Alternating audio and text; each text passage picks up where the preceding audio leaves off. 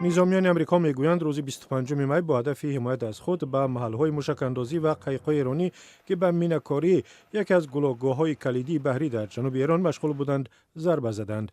ظاهراً حمله‌ها در نزدیکی گلوگاه هرمز به عمل آمدند. تا آغاز عملیات آمریکا و اسرائیل در ایران در تاریخ 28 فوریه امسال، گلوگاه هرمز یکی از راه‌های استراتژیکی صادرات نفت و گاز به بازارهای جهانی به شمار می‌رفت.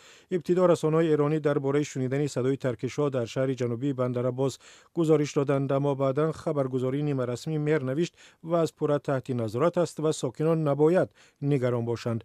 بعد حمله ها وزیر امور خارجه آمریکا مارکو روبیو که حالا در هندوستان است از این اقدام نیروهای آمریکایی پشتیبانی کرد.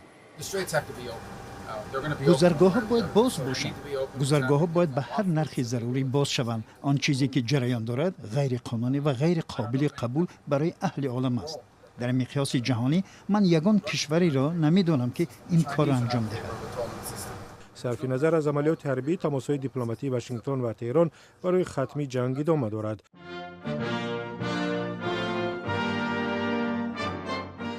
دونالد ترامپ رئیس جمهور آمریکا گفت که نکات نهایی سازش احتمالی ارزیابی می‌شوند. او به این نظر است که ذخیره اورانی غنی گردانی شده ایران یا باید به آمریکا سپرده شود و یا باید در خود ایران نابود گردد.